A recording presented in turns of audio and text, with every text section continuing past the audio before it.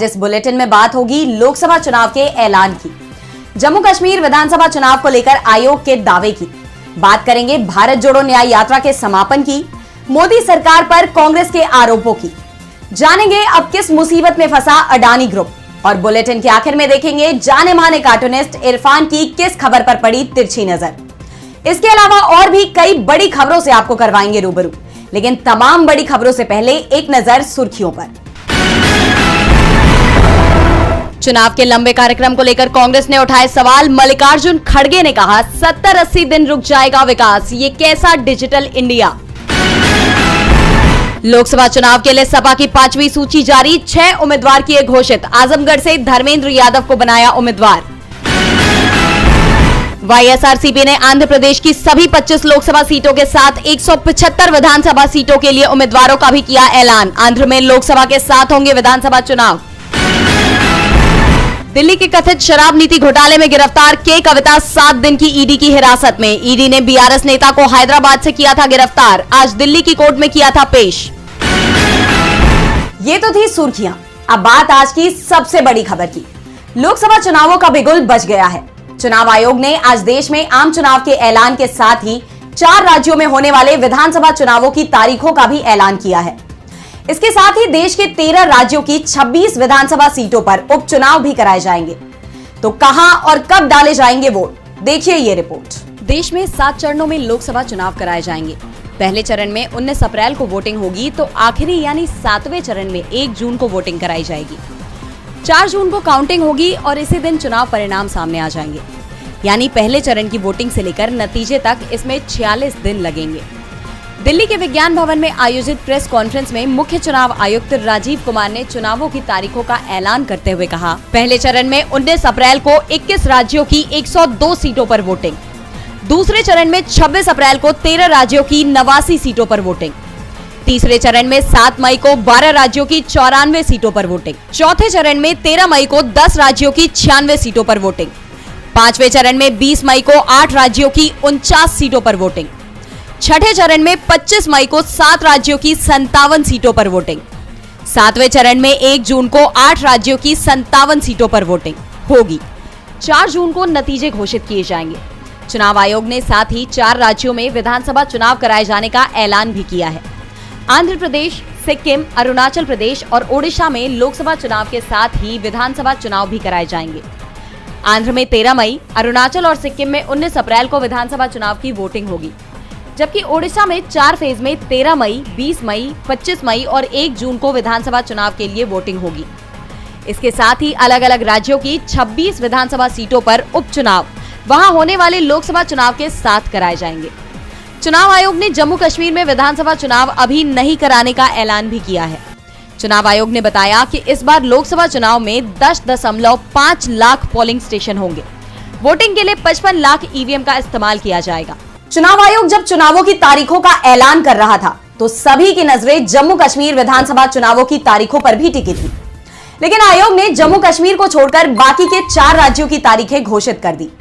तो कब तक हो सकते हैं जम्मू कश्मीर में चुनाव, देखिए ये रिपोर्ट। जम्मू कश्मीर में लोकसभा की 5 सीटें हैं और यहाँ 5 चरणों में चुनाव भी कराए जा रहे हैं। चुनाव आयोग ने सुरक्षा कारणों का हवाला देते हुए राज्य में विधानसभा चुनाव कराने से इनकार कर दिया है, जबकि करीब 5 साल से यहाँ राष्ट्रपति शासन लगा हुआ है। पिछले साल 11 दिसंबर को तो सुप्रीम कोर्ट ने केंद्र सरकार पर इसे लेकर सख्त टिप्पणी तक कर दी थी। कोर्ट ने कहा था कि 30 दिसंबर 2024 तक यहाँ विधानसभा चुनाव कराने होंगे। ऐसे में उम्मीद थी कि राज्य में लोकसभा चुनावों के साथ साथ विधानसभा चुनाव भी करा दिए जाएंगे, लेकिन अब ये एक बार फिर टल गए हैं। इसे लेकर जम्मू कश्मीर के पूर्व सीएम उमर अब्दुल्ला ने कहा कि हमें चुनाव आयोग से कोई उम्मीद नहीं है। हालांकि उसे जम्मू कश्मीर में पूरी तरह से लोकतांत्रिक प्रक्रिया बहाल करने में भूमिका निभानी चाहिए। जम्मू कश्मीर में विधानसभा चुनाव हुए अब 10 साल हो गए हैं। पूर्व मुख्यमंत्री ने कहा कि देश के पूर्व राष्ट्रपति रामनाथ कोविंद के नेतृत्व वाली समिति ने एक राष्ट्र एक चुनाव को लेकर सरकार को एक रिपोर्ट सौंपी है। इसकी शुरुआत जम्मू कश्मीर से करनी चाहिए थी। अगर आप इसे जम्मू कश्मीर से शुरू नहीं कर सकते तो हम क्या उम्मीदें रखेंगे। वे एक राष्ट्र एक चुनाव के बारे में जो ढोल पीट रहे हैं, क्या यह लोगों को धोखा देना और उन्हें मूर्ख बनाना नहीं है। मुख्य चुनाव आयुक्त ने ये जरूर कहा कि लोकसभा चुनावों के बाद हम जम्मू कश्मीर में विधानसभा चुनाव भी कराएंगे, लेकिन साथ नहीं कराएंगे। आज चुनावों की तारीखों का ऐलान हुआ तो आज ही कांग्रेस की भारत जोड़ो न्याय यात्रा का समापन भी हो गया। अब 17 मार्च को मुंबई में इंडिया की रैली होगी। तो यात्रा में आज क्या कहा राहुल गांधी ने, देखिए ये रिपोर्ट। 14 जनवरी को मणिपुर से शुरू हुई कांग्रेस की भारत जोड़ो न्याय यात्रा शनिवार यानी 16 मार्च को मुंबई पहुंची। मुंबई यानी यात्रा का अंतिम पड़ाव। 63 दिनों में 15 राज्यों से होते हुए कांग्रेस की इस यात्रा ने जनता के बीच न्याय का परचम बुलंद किया है। आज ये यात्रा महाराष्ट्र के ठाणे से हुई। धारावी में कांग्रेस सांसद राहुल गांधी ने जनता को संबोधित किया। अपने संबोधन में उन्होंने एक बार फिर इलेक्टोरल बॉन्ड के मुद्दे पर मोदी सरकार को घेरा। राहुल ने कहा कि पीएम मोदी ने कहा था देश से भ्रष्टाचार मिटाना है। फिर उन्होंने इलेक्टोरल बॉन्ड का पूरा ढांचा तैयार किया और अब सब सामने आया है कि हिंदुस्तान की सबसे बड़ी कंपनी इलेक्टोरल बॉन्ड के माध्यम से मोदी जी की पार्टी को करोड़ों रुपए देती है। कोरोना के दौरान एक तरफ लोगों की जान जा रही थी तो दूसरी तरफ वैक्सीन वाली company serum institute Narendra Modi को पैसा दे रही थी। हिंदुस्तान में हफ्ता वसूली चल रही थी। कोई भी कुछ बोलता है तो ईडी, सीबीआई, आईटी को उन्हें डराने के लिए भेज दिया जाता है। इसके साथ ही राहुल गांधी ने मोदी अडानी कनेक्शन पर एक बार फिर सवाल उठाए हैं। उन्होंने कहा कि अडानी मतलब नरेंद्र मोदी है, दोनों एक ही हैं। आप इन्हें मोडानी भी कह सकते हैं। यात्रा के अंतिम पड़ाव पर कांग्रेस ने अपनी 5वीं गारंटी यानी श्रमिक न्याय की भी घोषणा की है, जिसके तहत स्वास्थ्य अधिकार, श्रम सम्मान, शहरी रोजगार गारंटी कानून, सामाजिक सुरक्षा और सुरक्षित रोजगार, इन 5 बातों को ध्यान में रखते हुए श्रमिक वर्ग को गारंटी दी है। न्याय यात्रा के दौरान कांग्रेस सांसद राहुल गांधी आम लोगों से मिले, उनसे बात की, उनकी बातें सुनी और इसके आधार पर कांग्रेस ने एक के बाद एक अपनी 5 गारंटियों की घोषणा की है। न्याय यात्रा ने कांग्रेस के लिए आगामी लोकसभा चुनाव का मजबूत आधार बना दिया है। अब देखना ये है कि लोकसभा चुनाव में इस यात्रा में उमड़ी जन सैलाब का क्या कमाल दिखाई देता है। चुनाव से ठीक पहले भारत जोड़ो न्याय यात्रा ने कांग्रेस के पक्ष में माहौल जरूर बना दिया है और इसका असर चुनाव के ऐलान के साथ ही कांग्रेस के तेवरों पर दिखाई दिया। कांग्रेस ने मोदी सरकार के साथ चुनाव आयोग को भी घेर लिया। तो क्या कहा कांग्रेस ने, देखिए ये रिपोर्ट। मुख्य चुनाव आयुक्त राजीव कुमार ने आज चुनाव की तारीखों का ऐलान करते हुए ईवीएम को सुरक्षित बताया और कहा कि विपक्ष के आरोपों में कोई दम नहीं है। मुख्य चुनाव आयुक्त के बयान पर पलटवार करते हुए कांग्रेस प्रवक्ता पवन खेड़ा ने कहा कि चुनाव आयोग के पास ये बयानबाजी करने का वक्त है, लेकिन हमारी समस्याओं का हल निकालने के लिए कोई वक्त नहीं। मीडिया से चुनाव को लेकर कांग्रेस की तैयारियों पर बात करते हुए पवन खेड़ा ने कहा कि चुनाव का बिगुल बजा है। उन्होंने बताया कि कांग्रेस जनता के नाम पर वोट मांग रही है। जमीनी स्तर पर कांग्रेस ने जनता को 5 गारंटियां दी हैं, जिनके आधार पर वोट मांग रही है, लेकिन बीजेपी केवल मोदी के नाम पर वोट मांग रही है। उसके पास जनता को देने के लिए कुछ भी नहीं है। इस चुनाव में फैसला होगा कि यह देश और हमारा लोकतंत्र मजदूर, किसान, मध्यम वर्गीय लोगों के कंधे पर चलेगा या चुनिंदा पूंजीपतियों के कंधे पर चलेगा। इसके साथ ही कांग्रेस प्रवक्ता ने मोदी सरकार पर हमला करते हुए कहा कि पिछले 10 वर्षों में संविधान और लोकतंत्र की ऐसी कोई मर्यादा नहीं बची है जिसे बीजेपी सरकार ने तार न किया हो। देश में ऐसा कोई वर्ग नहीं बचा जिसके ऊपर अत्याचार नहीं हुआ। अब चुनाव का ऐलान हो चुका है तो कांग्रेस ने अपने तेवर भी सख्त कर लिए हैं, तो दूसरी तरफ बीजेपी को लगातार झटके मिल रहे हैं। अब 2 और सांसदों ने बीजेपी छोड़ने का ऐलान कर दिया है, तो कई नेता भी पाला बदलने की तैयारी में जुट गए हैं। तो चुनाव से पहले कैसे कमजोर हो रही है बीजेपी, देखिए ये रिपोर्ट। एक तरफ चुनाव आयोग ने चुनाव की तारीखों की घोषणा कर दी है, तो दूसरी तरफ बीजेपी के अपने नेताओं ने पार्टी के खिलाफ बगावत छेड़ दी है। एक तरफ बीजेपी में सीट गठबंधन के मुद्दे पर राजनीतिक दलों में असहमति के चलते सहयोगी दल बीजेपी का साथ छोड़ने के संकेत दे रहे हैं, तो दूसरी तरफ पार्टी के सांसद भी पाला बदल रहे हैं। बीजेपी के 2 सांसदों ने पार्टी के राष्ट्रीय अध्यक्ष जेपी नड्डा को अपना इस्तीफा सौंप दिया। सबसे पहले तेलंगाना से पार्टी नेता और पूर्व सांसद एपी जितेंद्र रेड्डी बीजेपी से इस्तीफा देकर कांग्रेस में शामिल हो गए। बताया जा रहा है कि जितेंद्र महबूबनगर से लोकसभा चुनाव लड़ने के लिए भाजपा की टिकट चाहते थे, लेकिन भाजपा ने यहां से डीके अरुणा को टिकट देकर मैदान में उतार दिया है। पार्टी हाईकमान से नाराज पूर्व सांसद कांग्रेस में शामिल हो गए। दक्षिण में भाजपा की स्थिति पहले से ही कमजोर है। ऐसे में नेताओं का दल बदलना उसे राज्य में और कमजोर स्थिति में पहुंचा देता है। वहीं मध्य प्रदेश से भाजपा के राज्यसभा सांसद अजय प्रताप ने भी पार्टी से इस्तीफा दे दिया है। हालांकि उन्होंने कारण का खुलासा नहीं किया, लेकिन आगामी लोकसभा चुनाव के लिए सत्तारूढ़ दल के उम्मीदवारों के चयन की प्रक्रिया से नाराज बताए जा रहे हैं और कयास लगाए जा रहे हैं कि ये भी जल्दी ही कांग्रेस में शामिल हो सकते हैं। बीजेपी एक तरफ 400 पार का नारा लगा रही है और दूसरी तरफ अपने ही सदस्यों पर उसकी पकड़ मजबूत नजर नहीं आ रही। चुनाव के पहले पार्टी को मिलते इन झटकों ने बीजेपी के लिए आगामी लोकसभा चुनाव को लेकर टेंशन बढ़ा दी है। बीजेपी का हर दाव उस पर उल्टा पड़ता दिखाई दे रहा है। चुनाव से पहले लाया गया सीए भी उसकी चिंता को ही बढ़ा रहा है। देश में तो इसका विरोध हो ही रहा था, अब भारत के मित्र राष्ट्र भी इसे लेकर चिंता दिखा रहे हैं। अमेरिका तो लगातार भारत से सवाल कर रहा है। अब अमेरिका के भारत में राजदूत ने सीए को लेकर सवाल खड़े कर दिए हैं। सीए को लेकर अमेरिका रुख अब भारत को लेकर लगातार सख्त होता जा रहा है। अमेरिका में भारत के राजदूत एरिक गारसेटी ने इसे लेकर सख्त विरोध दर्ज कराया है। उन्होंने सीए को लेकर अपनी चिंता जताते हुए कहा कि ये लोकतंत्र के सिद्धांतों के खिलाफ है। गारसेटी ने कहा कि आप अपने सिद्धांतों को नहीं छोड़ सकते, चाहे आप दोस्तों के कितने भी करीब क्यों ना हो या चाहे आपका सबसे बड़ा दुश्मन ही क्यों ना हो, आप अपने सिद्धांतों के लिए हमेशा खड़े होते हैं। अमेरिका अपने सिद्धांतों से समझौता नहीं करेगा, किसी भी कीमत पर उसे नहीं छोड़ सकता।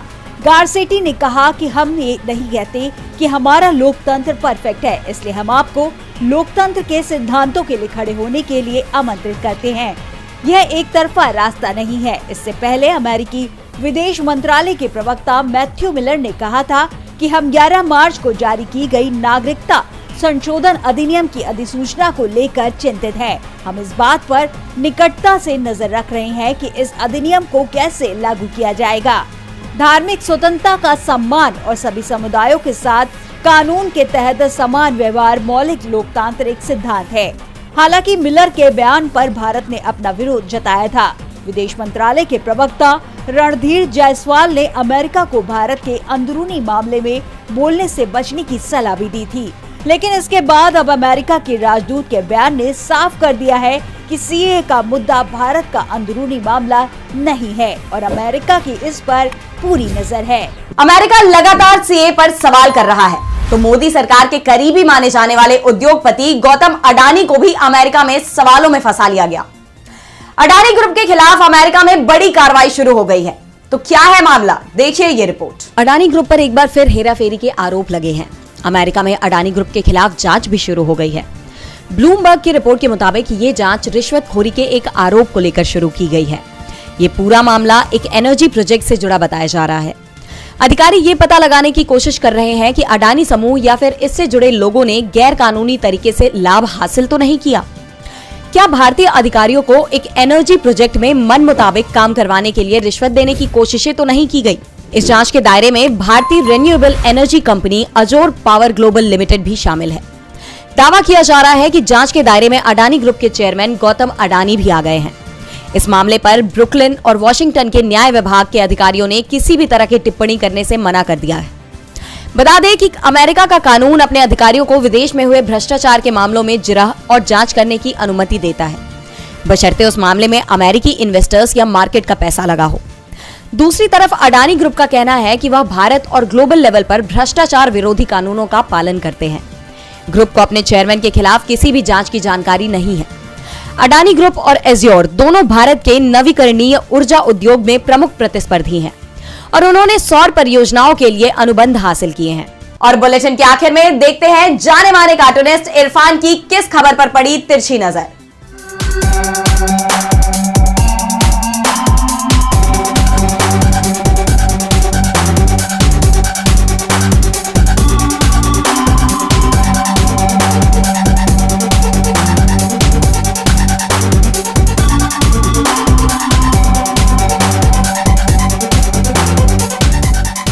देश में जो बात बीजेपी के बारे में कही जा रही होती है, पीएम मोदी बड़ी चतुरता से उसी बात को विपक्ष के ऊपर रखकर बोलना शुरू कर देते हैं।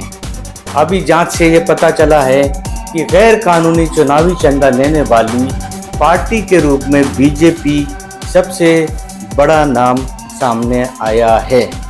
वहीं दूसरी तरफ पीएम मोदी ने कांग्रेस और वाम दल को देश का सबसे बड़ा ठग बता दिया है।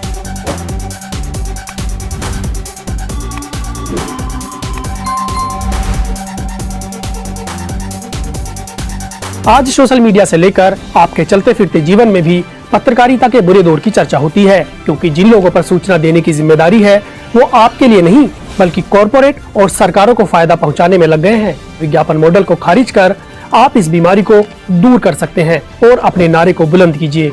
मेरे खर्च पर आजाद है खबरें।